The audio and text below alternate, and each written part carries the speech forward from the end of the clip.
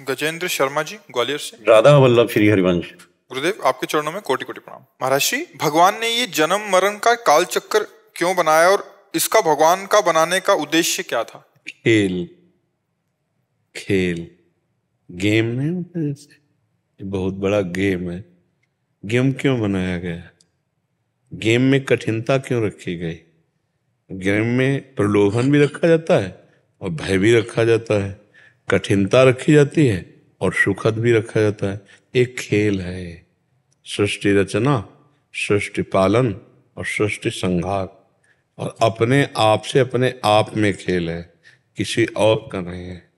आप भी आप ही हैं, पर आप अपने को भूल गए, इसलिए गेम में हार गए, फंस गए।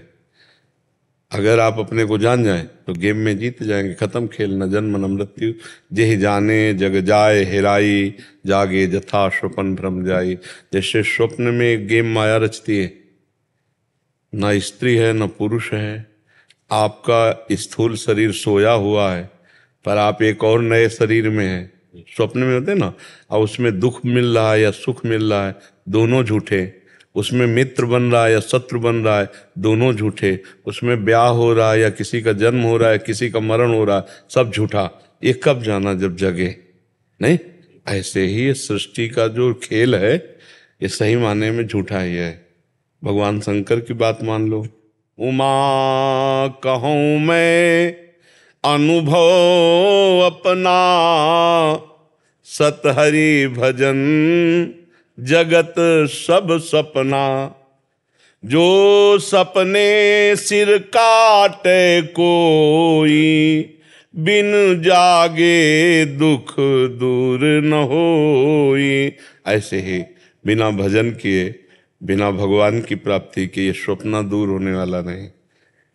अपना पराया, मित्र शत्रु, लाभ हानि, दुख सुख, जन्म मृत्यु, ये भारी सपना है। इसी से हटने के लिए अध्यात्म है, भगवान का भजन है। अगर भगवान का भजन न किया जाए तो जैसे स्वप्न में दुख सुख प्राप्त हो रहा है झूठा, पर जब तक जगोगे नहीं तब तक भोगना पड़ेगा। ऐसे ही जब तक भगवान को प्राप्त नहीं होगे तब तक ये, और आप भगवान के स्वरूप ही हैं। जैसे गंगा जल से एक चम्मच गंगा जल निकाला जाए तो गंगा जल, एक टैंकर निकाला जाए तो गंगा जल। तो भगवान का अंश भगवत स्वरूप ही तो होगा। तो ईश्वर अंश जीव अविनाशी, चेतन अमल सहज सुख राशि। सहज सुख राशि, निर्विकार चैतन्य भगवद अंश, इस देह भाव को प्राप्त हो गया, ये स्वप्न है। वही आप हैं, वो किसी को फंसाया नहीं है। वही इतने रूपों में, अनंत रूपों में वही है। अब आप अपने को जब पहचान देंगे ना, तो इस शरीर की पहचान देंगे, आप शरीर का परिचय देंगे। शरीर से आप संबंधित हैं और आपका शरीर से कोई संबंध नहीं, पक्का समझिए। जैसे ये अलग है, हम अलग हैं, ऐसे ये शरीर अलग है और हम अलग हैं। पर मायाकृत ऐसा फंसा हो गया कि ये बात बिल्कुल 100% झूठी लग रही है कि हम शरीर नहीं हैं, और बिल्कुल 100% झूठी है कि हम शरीर हैं, और 100% ये बात झूठी लग रही कि हम शरीर नहीं हैं। यार हम ही तो हैं यार, नहीं लग रहा?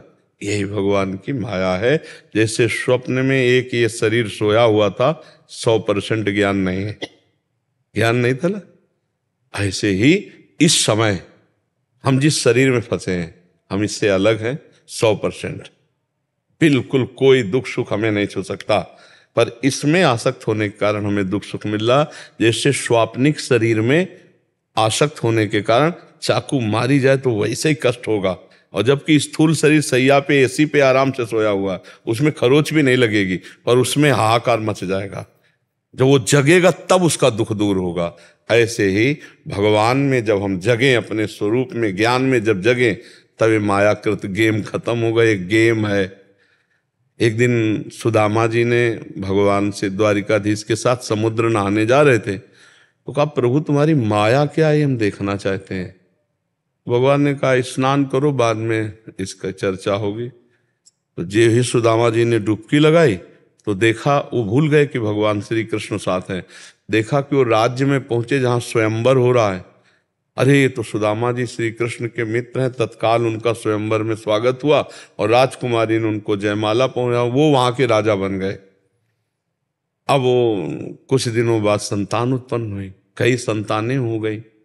इसके बाद वो पत्नी मर गई, तो वहां का नियम था, जैसे अपने यहाँ पहले था नियम कि पति के साथ पतिव्रता चिता में चढ़ जाती थी, तो वहां था पत्नी के साथ पति को चिता में जलाया जाएगा। अब सुदामा जी को बांध लिया गया जलाने के लिए। अब उनके तो एक भगवान ही थे, बड़े जोर से चीखे, हे श्री कृष्ण। तो भगवान ने इसे पकड़ा, बोले क्या हुआ? बोले प्रभु, बोले अभी तो डुबकी मारी थी। अब बोले ब्याह हो गया, लड़का बच्चा हो गया, वहां जलाए जा रहे थे। बोले यही मेरी माया है। 2 घड़ी में पूरे ब्रह्मांड को रच दिया, वो परमात्मा है। डुबकी लगाने भर में उनको सब ब्याह हो, सब क्या क्या, ये स्वप्न जैसे है ना, ऐसे भगवान की माया, ये गेम है माया का। अब बहुत बड़े मायाधीश का गेम है, तो इससे पार होने के लिए उन्हीं की शरण में जाओ। दैवी हृषा गुणमयी मम माया दुरत्तया मामेव ये प्रपद्यन्ते माया में ताम तरन्ति ते। जो इस त्रिगुणमयी माया से पार पाना चाहता है वो मेरी शरण में आ जाए, मेरी कृपा से पार हो जाए। शरण में होकर नाम जप करे तो इस माया का ये गेम है और कुछ नहीं। अपने आप से अपने आप में गेम है। अब अपने आप को इस गेम में आके भूल गया, अब फंस गया। स्त्री पुत्र, ये मेरा, ये मेरा, ये तेरा, ये दुश्मन, ये मित्र, ये अच्छा, ये बुरा, अब ये फंस गया। अब ये फंसाओ तभी हटेगा, एक में आओ, एक परमात्मा के सिवा यहाँ वहाँ सर्वत्र एक है, गेम हल हो जाएगा। जहाँ हल हुआ तो जीवन मुक्त हो गए, फिर आपके पास प्रश्न नहीं रह जाएगा, क्योंकि आप जान जाओगे कि आप कौन हैं और ये सब क्या है। जैसे कांच के महल में आप खड़े हो और कांच कई प्रकार का हो, कई प्रकार का कांच नहीं होता, जो चेहरे को लंबा कर दे, छोटा कर दे, टेढ़ा कर दे और जैसे का तैसा दिखा दे, सेम टू। तो ऐसे वो बहुत से रूप जो कांच के मंदिर में आपको दिखाई देंगे, तो आप ही के तो होंगे, कोई लंबा, कोई टेढ़ा, कोई बुरा, कोई अच्छा, कोई सेम। ऐसे ही मायाधीश ने अपने आप को इतने रूपों में, जड़ चैतन्य 84 लाख योनियां, सब पंचभूत, वही बन गया परमात्मा। जब ये ज्ञान हो गया, सर्वम खिलमिदं ब्रह्म ने नानास्ति किंचन, तो जीवन मुक्त हो गया। उसी में आप भी हैं, आप भी वही हैं, दूसरा कोई है नहीं। अलग अलग मार्गों से चलकर इस गेम को निपटाना है। ये संसार का जो माया में गेम है, इससे निकल जाओ तो जीवन मुक्त, फंस जाओ तो फिर अगला तुम्हें चांस मिलेगा। चांस भगवान देंगे, फिर देंगे चांस कि इस गेम से निकल जाओ। पर ये गेम ऐसा सुनहरा है, ऐसा मनोरम है, ऐसा आनंददायक लगता है कि नाली का कीड़ा नाली में भी जीवित रहना चाहता है, वो उसी में रहना चाहता है। शूकर बिष्ठा खा के उसी में रहना चाहता है। हम दुख भोग कर उसी में रहना चाहते हैं।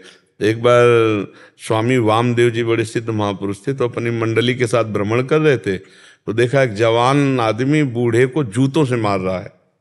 खड़े हो गए मंडली से, कहा तुम चलो आगे।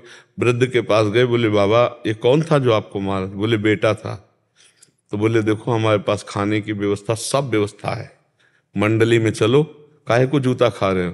बोले चल चल यहाँ से, बेटा हमारा हमें मारा, तेरे को क्या परेशानी, चल। तो उनका कितनी विचित्र भगवान की माया है कि जूतों से मार रहा है लेकिन उसका मोह नष्ट नहीं हो रहा। बुढ़ापे में भी भगवान के लिए वो संत का तिरस्कार कर रहा है, नहीं जाना मुझे। वो कह रहे हर सुविधा है, काहे को जूता खा रहे हो, चलो ना, वृद्धावस्था है, भजन करो चल के, तो चल देना चाहिए। लेकिन मोहाविष्ट मायाग्रसित जीव अपने घर में जूते खा के रहना पसंद करेगा, बाहर रबड़ी खा के ले, बाहर जो है विविध से, आप देख लो ना, उसको दीवालों से प्रेम हो जाता है। नहीं वृंदावन मरुचन नहीं, ऐसे आसक्ति पैदा कर लेती है माया कि पूछो मत। परस्पर आसक्त, खेती में आसक्त, मकान में आसक्त, बैंक बैलेंस में आसक्त, पुत्र पुत्री, पुत्र वधू, सब में आसक्त। ये छोटी मोटी माया है और वो हमको तिरस्कार कर रहे हैं कि अब बुढ़ौना कहीं बाहर जाए, और वो उसी में आसक्त है। यही भगवान की माया है। तो अगर इस माया का रहस्य जानना है तो भजन करे और इस गेम से निकल जाए। कोई नहीं है यहाँ, ना अपना ना पराया, वो एक परमात्मा ही है सब रूपों में। बिजली तो वही है ना, साउंड अलग अलग हैं, यंत्र अलग अलग हैं, तो उनका प्रभाव अलग अलग, कोई राक्षस स्वभाव का, कोई दैवी स्वभाव का, पर पावर दोनों में एक ही परमात्मा है। जो दृष्टि है ज्ञान की, वो क्रियाओं पे नहीं है, वो कारण पे है। सबका कारण परमात्मा है, और जिसे कारण तत्व का ज्ञान हो गया वो क्रियाओं से मुक्त। क्रिया ही गेम है, क्रिया ही गेम है, और क्रियाओं को न देखकर कारण तत्व को देखना, यही गेम से मुक्त होना है। पर उसमें कारण तत्व पर्दे पे रहता है और क्रियाएं प्रकट रहती है, तो लगता है आदमी भगवान कैसे हो सकता है, इसमें भगवान कैसे हो सकता। तो आपने क्रिया देखी ना, क्रिया नीच थी, पापी थी, लेकिन पावर पावर परमात्मा था। अगर उस क्रिया का कारण देखो, जैसे सब यंत्रों में यंत्र के अनुसार क्रियाएं हो रही, लेकिन इसका कारण बिजली है, इसका भी, इसका भी, इसका भी, इसका, सबका कारण बिजली। ऐसे सबका कारण परमात्मा। सबके कारण को देख ले और वास्तविक अनुभव कर ले तो गेम से मुक्त हो जाएगा। पर है कठिन, वो ऐसा ऐसा रोल करता है कि लगता है भगवान कैसे हो सकता है, क्योंकि क्रिया है ना। अच्छा, कोई अनुकूल क्रिया करे तो हम उसमें भगवान देख सकते, लेकिन प्रतिकूल क्रिया करे तो भगवान नहीं देख सकते। और गेम का मतलब यही है कि वो हर रोल सामने लेके आएगा, तुम आप पहचान लो। जैसे एक बात है कि हम तुमको सर्वोपरि नाम देंगे, हम भेष बदल के आएंगे, तुम्हें पहचानना है। और वो इतना बड़ा जादूगर ऐसा ऐसा भेष बदल के आता है सामने कि हम पहचानना भूल जाते हैं, और क्रिया को देख करके लगता है अमुक है, अमुक कोई नहीं, वही है वही। और ये बात स्थित हो गई, दिमाग से नहीं, ये स्थिति में आ गई, आप मुक्त हो गए। कोई भी प्रश्न नहीं उठेगा उस समय। मुक्त पुरुष के हृदय में कोई प्रश्न नहीं उठता। ब्रह्मभूता प्रसन्नात्मा न सोचति न कांक्षति समाः सर्वेषु भूतेषु मद भक्तिम लभते पराम। पराभक्ति का लाभ मिला, न सोच रह गई न कोई चाह रह गई, तृप्त हो गया, कृतकृत्य हो गया, मुक्त हो गया। अब ये इतना बड़ा गेम आपका रचा हुआ है, आपका रचा हुआ, आपको ही अपने बंधन से मुक्त होना है। ये बात समझनी। ऐसे करो कोई भगवान हमको बांधे है तो भगवान ने तो हम पर कृपा ही की है। हम स्वयं अपनी चाहत, इच्छाएं, वासनाएं, कामनाओं में बंध गए हैं। अगर हम इनको छोड़ दें तो अभी हम मुक्त हैं। हम बंधे हुए हैं अपनी ही अज्ञानता से। अब मानी संख्या भगवान, तो उनकी आराधना करो तो तुम्हें ज्ञान प्राप्त होने लगे। तो जब छूटोगे तब दो नहीं रहोगे, जानत तुम्हें तुम्हें हो जाए। भगवत स्वरूप ही हो आप, सच्ची मानिए आप भगवत स्वरूप ही हैं। भूल कर देह में हम अपने को स्त्री, अपने को पुरुष, अपने को जवान, अपने को बूढ़ा, अपने को मूर्ख, अपने को विद्वान, वस्तुतः वही भगवत अंश सब में विराजमान, पावर वही विराजमान है। बस खूब नाम जप करो, सत्संग सुनो, और आचरण गलत ना होने पाए। गलत आचरण हो जाएंगे तो सवाल नहीं हल होगा। एक भी हासिल भूल जाए ना तो सवाल सही नहीं लगेगा। गलत आचरण ना हो। आज भक्ति तो बहुत लोग करते हैं पर आचरण नहीं संभाल पा रहे।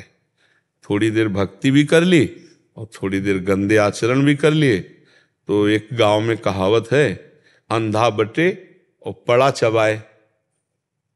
अंधा आदमी था तो मूंज की रस्सी, मूंज एक घास होती है जैसे कुश की तरह, और उसको बटा जाता है तो उससे रस्सी बनती है, पानी खींचने की, पशु बांधने की रस्सी। तो वो ऐसे बट रहा था, ऐसे बढ़ाता जा रहा था, और भैंस का पड़ा इधर खड़ा था, तो हरी हरी मूंज वो चबाना शुरू किया। अब वो बटता जाता, वो ऐसे करता जाता, वो चबाता जाता। जब शाम के आया तो केवल हाथ ही में जो था वो क्या, तो पड़ा चबा गया। तो मतलब जीवन भर हम भक्ति भी कर रहे हैं और पापाचरण भी कर रहे हैं, तो अंधा बटे पड़ा चबाए, उसके पास बचता कुछ नहीं है।